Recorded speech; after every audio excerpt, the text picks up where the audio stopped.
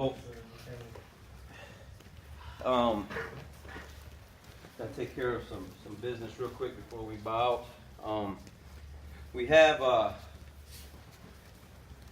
Mr. Dusty's been with us for a short period of time, but he's been training for a very long time, and I want him to share his story with us, kind of like when he started, why he started, what happened in between that transition, so on and so forth.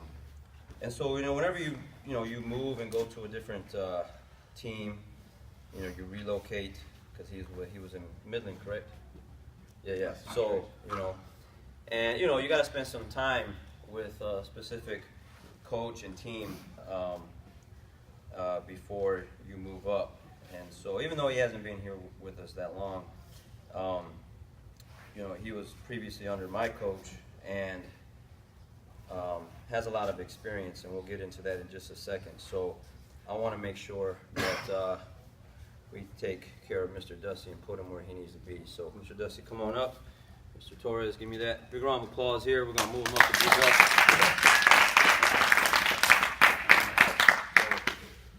Take that off. Put that over his shoulder. Go.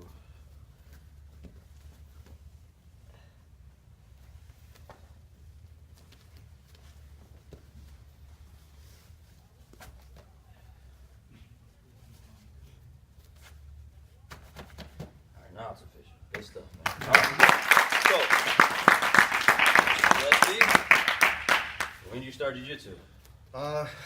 Probably, not jiu-jitsu. I started cage fighting whenever, just literally like garage and stuff like that in Arkansas after a bad divorce. What year was that? 2003. 2003. Yeah, 2003. Okay. Just did that basically. No real formal training. I joined for just a short period American Taekwondo Association's cage fighting deal. It was a joke, but basically just a bunch of guys that wanted to do something better, didn't really have a place to train. Then after doing that for about 6 years, went out to Midland and trained for a year or so under Bruno, and had a nutrition store out there, and things grew, sold my store, and had to leave Midland to go further my business. Hadn't really trained since. I went to California, then to Houston, and finally back here. So, what keeps you going? Like, well, why? I mean, you've had these breaks. You've kind of off and on. I mean, what brings you back? Just had to get my head right. I was focused on everybody for a long time because of the business and, growing the business, but mainly on, just taking care of people. Mm-hmm. Then in November, my mom had surgery, and they had overdosed her in the hospital and pain medications afterwards, and I lost my mom. So I was overweight and about 215. My blood pressure had skyrocketed after dealing with that and everything, and went to the doctor, and they put me on depression meds and blood pressure medication, and I just went to Vegas for my birthday, and I woke up one day and sitting there in the hotel and just said, no more. Not taking medication, not doing this. And came here beginning of February, and I'm off all medications and down to 185 now. Big round of applause for that, man. That's why I have people share their story, because everyone has one. And, some people's, path isn't as tough. And life deals you a lot of crappy things. And jiu-jitsu is a great way to deal with things. And so it's important that you guys and everyone that's watching, hears that, because it can help someone else that's going through whatever, either get back to the mat or, go join jiu-jitsu somewhere, wherever that may be, and just start training, being around good people and sweating, and put yourself in a good place, because it's tough dealing with stuff by yourself, correct?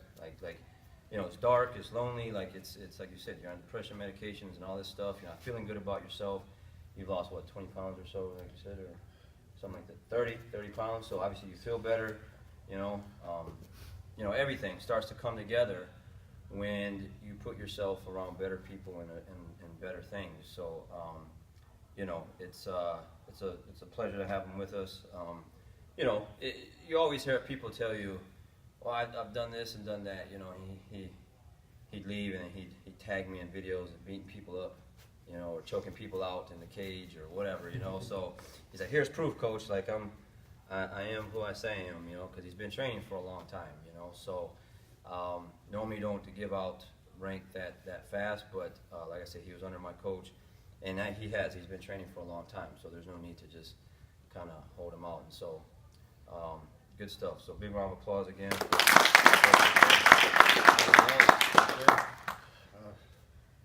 that I can think of right now. Okay. All right. So good stuff, man. So, and you know, we'll just keep it moving forward. So no more breaks, right? No, sir. Black belt now, like work the black belt. No more coming and going. You know, that's the biggest thing, guys. You know, life deals you so many things, and you know, you got to make time. You have to make time. You have to make.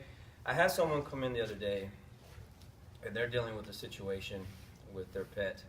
And hey, man, I got 5 dogs, so when I've already lost 2 dogs, so like, if anyone understands how you feel when you lose a pet, it's me, because they're not outside dogs, they're inside dogs. And you know, when I lost the other 2, it's devastating stuff. Like, I look forward to coming home from class, my trips, whatever, to see my dogs. And so when one is sick and is gonna pass, you know that they're not gonna make it.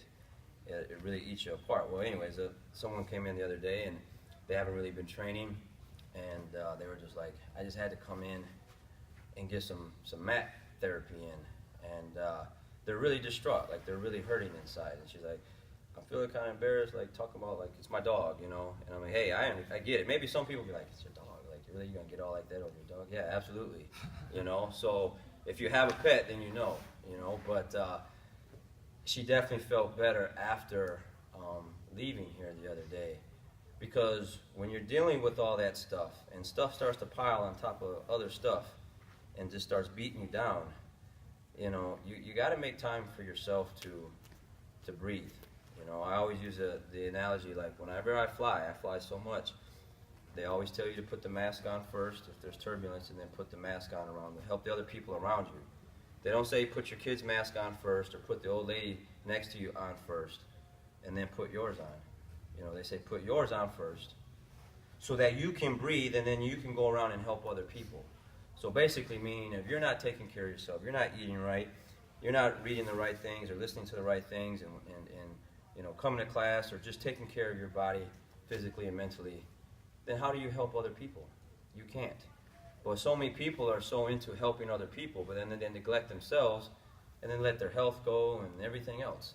So it's important that you stay on track, regardless of how busy you get or what's going on, and you take care of yourself first. I'm selfish.